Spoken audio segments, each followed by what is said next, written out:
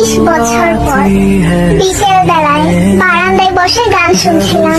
হঠাৎ করে প্লেলিস্টে থাকা একটি গান বেজে উঠলো, যেটা এক সময় আমার খুব পছন্দের গান ছিল। রোজকার ব্যস্ততায় ভুলেই গিয়েছিলাম যে এক সময় এই গানটা না শুনে আমার দিনটাই শুরু হতো না। একটু মুচকি হাসি দিয়ে গানটা শুনতে লাগলাম। তখনই গানটার মধ্যে একটা কণ্ঠ শুনে চোখ দিয়ে আপনা আপনি পানি গড়িয়ে পড়লো।